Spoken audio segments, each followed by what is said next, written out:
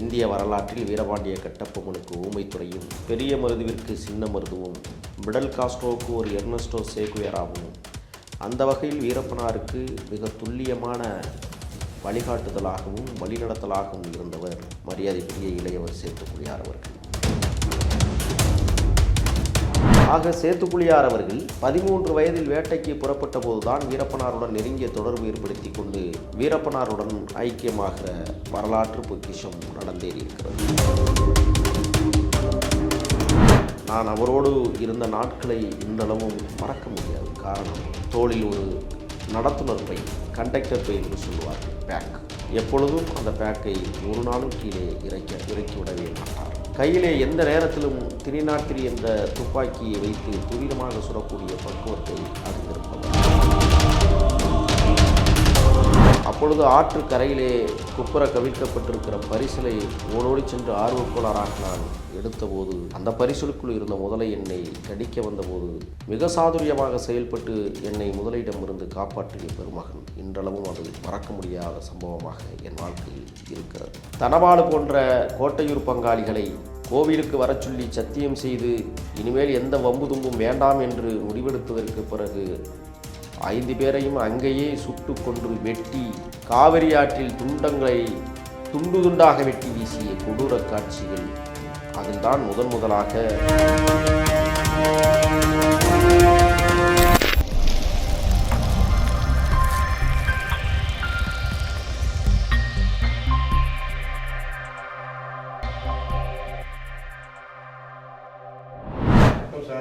வணக்கம்.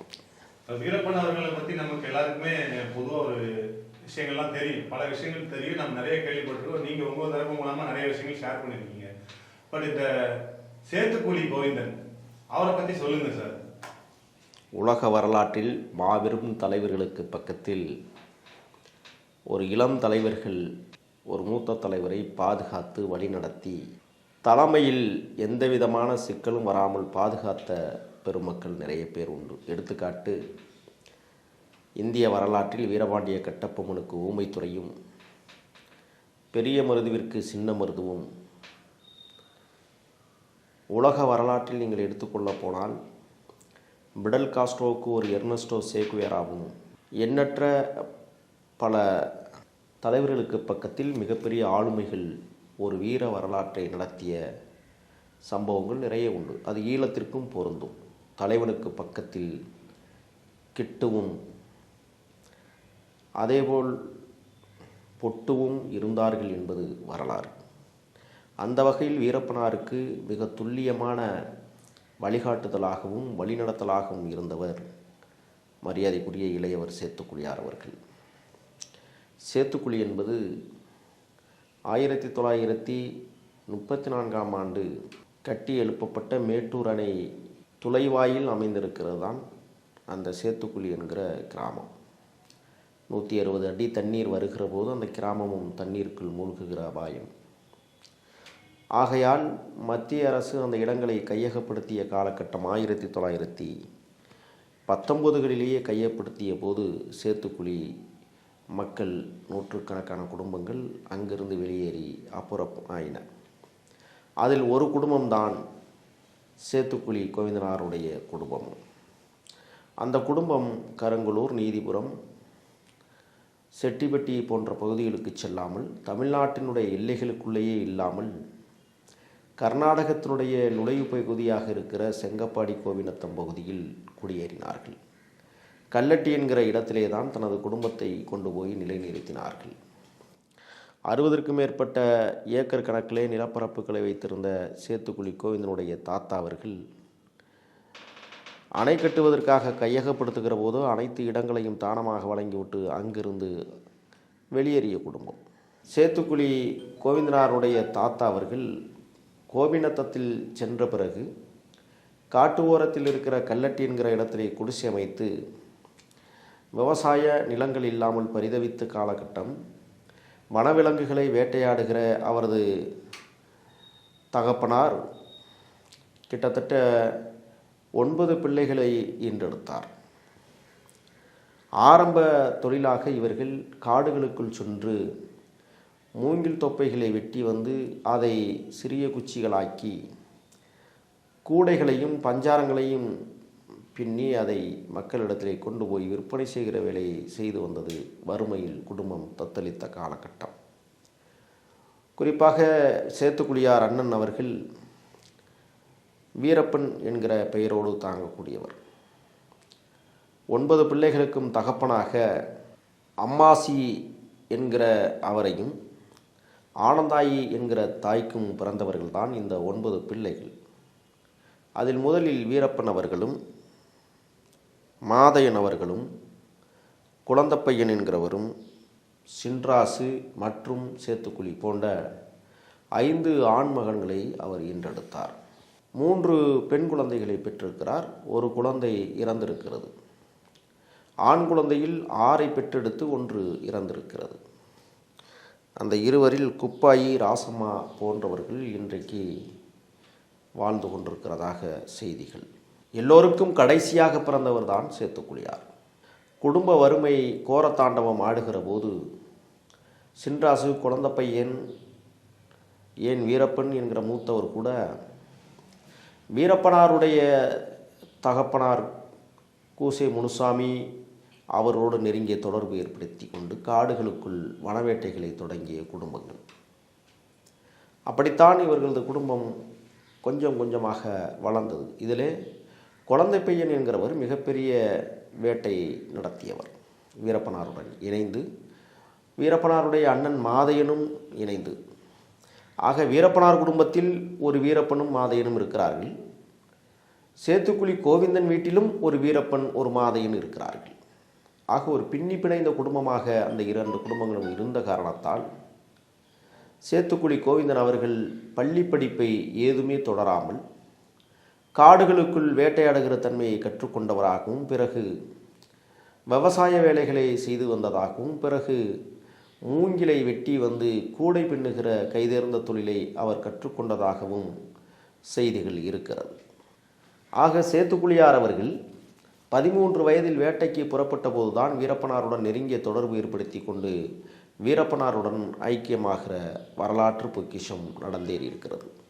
வீரப்பனாருக்கு கிட்டத்தட்ட 15 வயதிற்கும் கீழ்ப்பட்டவராகத்தான் சேத்துக்குழியார் வாழ்ந்திருக்கிறார்.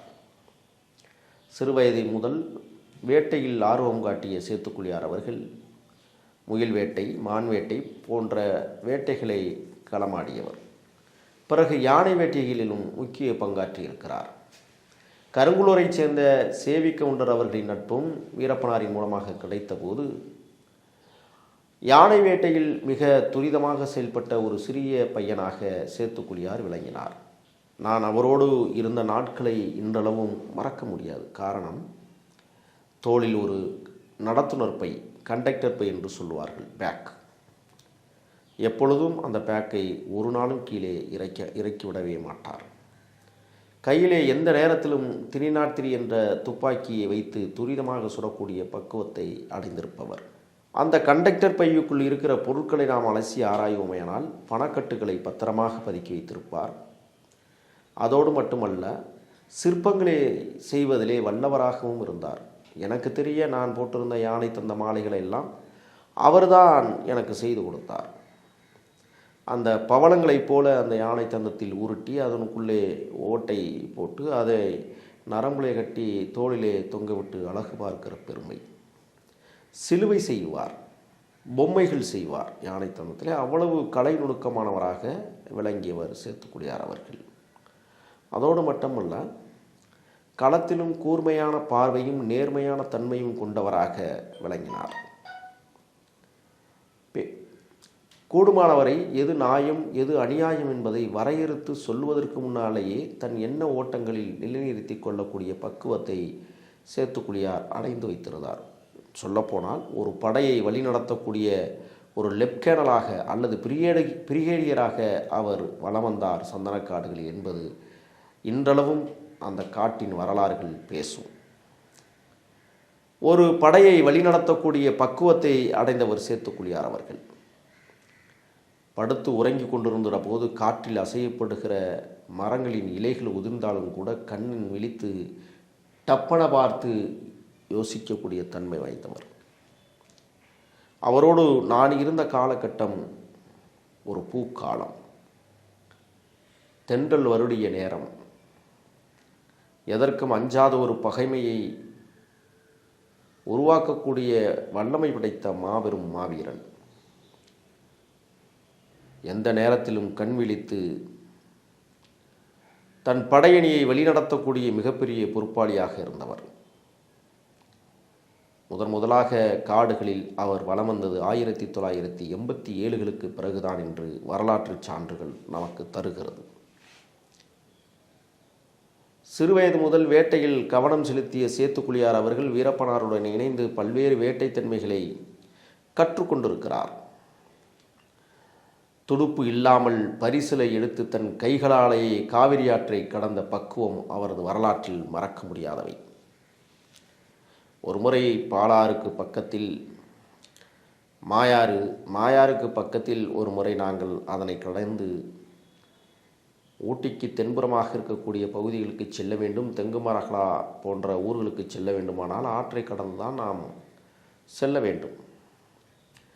அப்பொழுது ஆற்று கரையிலே குப்புற கவிழ்க்கப்பட்டிருக்கிற பரிசலை ஓடோடி சென்று ஆர்வக்கோளாறாக நான் எடுத்தபோது அந்த பரிசலுக்குள் இருந்த முதலை என்னை கடிக்க வந்தபோது மிக சாதுரியமாக செயல்பட்டு என்னை முதலையிடமிருந்து காப்பாற்றிய பெருமகன் இன்றளவும் அது மறக்க முடியாத சம்பவமாக என் வாழ்க்கையில் இருக்கிறது.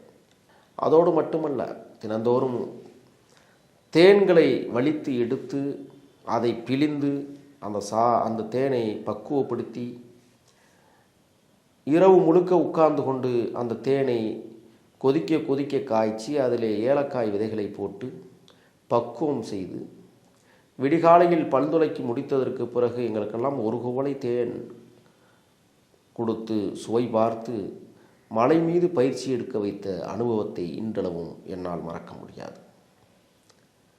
மென்மையான சிரிப்பு, அமைதியான குணம், யாருக்கும் பயப்படாத உரு அமைப்பு, திருகிய மீசை, தன் கண் பார்வைகளாலேயே எதிரிகளை சிம்ம சொப்பனமாக திகழவிட்ட சேத்துக்குழி முதலாக 1989 4/1 தேதிகளில் 6வது குற்றவாளியாக அரசு தரப்பில் சேர்க்கப்பட்டு ராமபுரா காவல் நிலையத்தில் வழக்கு பதிவு செய்யப்பட்டிருக்கிறது. ஐயனன் முத்துக்குமார், ஐயந்துரை, தனபாலு போன்ற கோட்டையூர் பங்காளிகளை கோவிலுக்கு வரச் சொல்லி சத்தியம் செய்து இனிமேல் எந்த வம்பு தும்பும் வேண்டாம் என்று முடிவெடுத்ததற்கு பிறகு 5 பேரையும் அங்கேயே சுட்டு கொன்று வெட்டி காவிரி ஆற்றில் துண்டங்களை துண்டாக வெட்டி வீசிய கொடூர காட்சிகள். அதில்தான் முதலாக அண்ணன் சேத்துக்குழியார் அவர்கள் 6வது குற்றவாளியாக சேர்க்கப்பட்டிருக்கிறார். அடுத்து 5/5/1989 ஆண்டு சந்தன கடத்தல் நடந்ததாக குற்றம் சாட்டப்பட்டு 12வது குற்றவாளியாக சேத்துக்குழியாரை அரசு தரப்பு சேர்த்திருக்கிறது. 9/7/1989 ஆண்டும் 11 குற்றவாளியாக சந்தன கடத்தல் என்கிற வழக்கிலே இவரை தேடுபடும் குற்றவாளியாக கர்நாடக அரசு அறிவித்தது.